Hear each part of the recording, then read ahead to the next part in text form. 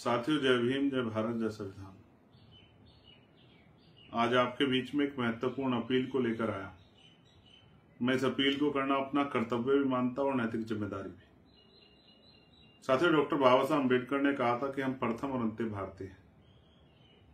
एक भारतीय होने के नाते भारत पर जो हमला हुआ है पहलगांव में, मैं उन परिवारों की पीड़ा को समझ सकता हूं जिन परिवारों ने अपनों को खोया। किसी ने अपना पिता खोया, किसी ने अपना बेटा, किसी ने पति, किसी ने अपना भाई। इस आतंकी घटना से पूरे देश के मन में, हर देशवासी के मन में व्यथा। हर कोई चाहता है कि इस आतंकवाद का मुंह तोड़ जवाब दिया जाए। लेकिन साथियों, गांव की एक कहावत है कि जब किसी घर पर, परिवार पर हमला हो तो पूरा परिवार मिलकर उन विरोधियों से लड़ता है। आज जब हमारे देश पर हमला हुआ है तो हमें मिलकर देश विरोधी ताकतों से लड़ना चाहिए, चाहे वो कश्मीर में बैठी हो या बाहर किसी दूसरे मुल्क में बैठी हो या फिर देश के अंदर बैठी।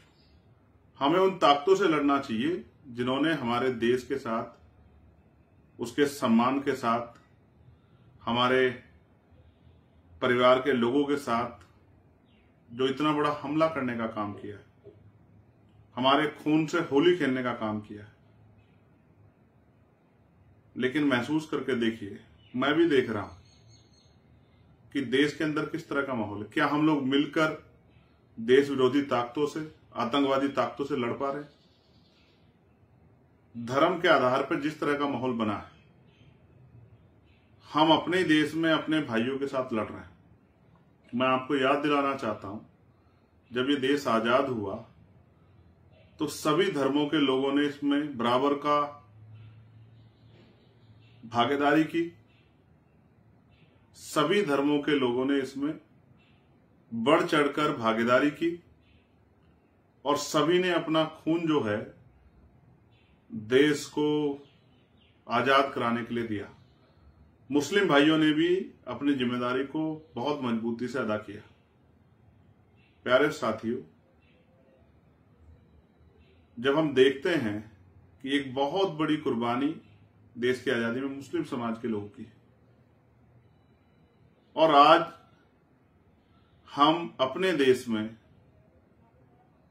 मुसलमान भाइयों के साथ जिस तरह की हिंसा में शामिल हो रहे हैं, तो मेरे मन में ये खतरा पैदा होता है कि जो दूर बैठा दुश्मन है, दूर किसी देश में या देश के अंदर ही, उसने यही सोचा होगा कि किस तरह देश के अंदर आंतरिक जो है एक युद्ध छिड़ जाए, कि देश के लोग आपस में अपने आप लड़ते रहें। दुश्मन यही तो चाहता है और हम उस दुश्मन के मंसूबों को कामयाब कर रहे हैं। तो उसके मोहरे, उसकी टूल किट नहीं है तो क्या है? दुश्मन यही चाहता है कि हम आपस में लड़ेंगे तो हम उनसे नहीं लड़ पाएंगे। आप ये महसूस करके देखिए, अनुभव के आधार पर कह रहा हूं। मैं मानता हूं कि गुस्सा हम लोगों में है, उनमें भी नौजवानों में देश के प्रति जो हमला हुआ है उसको लेके एक बहुत बड़ा आक्रोश और गुस्सा है। लेकिन आप महसूस कीजिए कि अगर इस गुस्से का प्रकोप, इस गुस्से से हम किसी गरीब को, कमजोर को सताने का काम करेंगे, उसको नुकसान पहुंचाने का काम करेंगे, जिसका कोई दोष नहीं है इस हमले में, सिर्फ धर्म के आधार पर हम उसको चोट पहुंचाने का काम करें, उसके परिवार को नुकसान करने का काम करेंगे, तो दुश्मन के द्वारा उसका ब्रेन वॉश करना कितना आसान है। जिन्होंने कल हमें अपनी गोद में खिलाया, जिनके द्वारा हम स्कूलों में पढ़े या जिनके साथ हमने आगे बढ़ने का संकल्प लिया, आज हम उन्हीं के खिलाफ लड़ रहे हैं। ये समझदारी या बेवकूफी? कहीं ऐसा तो नहीं जाने अनजाने में हम दुश्मन की मदद कर रहे हैं? इसलिए मैं आपसे ये अपील करता हूं कि ये वो समय है कि हमें समझदारी से एकजुट होकर देश विरोधी ताकतों से, आतंकवाद से लड़ना है।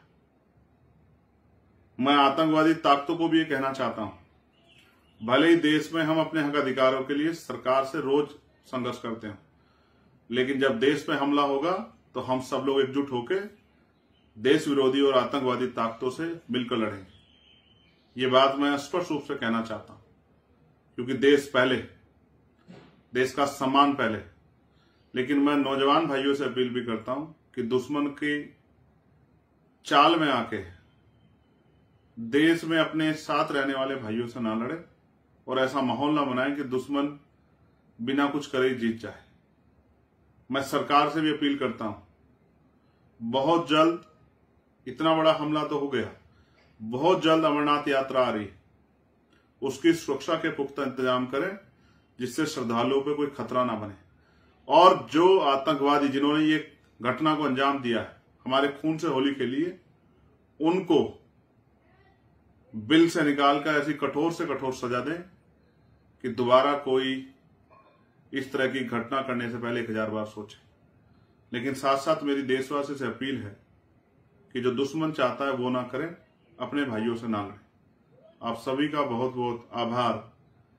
मेरी ये राय इसलिए है क्योंकि मैं भारत का जागरूक नागरिक हूं और आपसे भी अपील करता हूं कि समझे कि हमारे देश के साथ कोई खेल तो नहीं हो रहा है। अभी तो दुश्मन हमसे दूर है, उसकी पहचान भी हमसे दूर है, लेकिन मुझे उम्मीद है कि अब हम समझदारी से आगे बढ़ेंगे और मिलकर दुश्मन से और देश विरोधी ताकतों से, आतंकवादी ताकतों से लड़ेंगे। हमें यह भी समझना होगा कि दुश्मन भी ये चाहता है कि हम आपस में लड़ें। भाई, भारत के मुसलमान का पाकिस्तान के मुसलमान से क्या मतलब है? हम किसी की कई की सजा दूसरे को नहीं दे सकते हैं, ये न्याय का सिद्धांत भी नहीं है। इसलिए सिर्फ धर्म के आधार पर अपने भाइयों से ना लड़ें और मिलकर आतंकवाद से लड़ें, ऐसी भी मैं आपसे अपील करता हूं। आपका भाई चंद्रशेखर आजाद।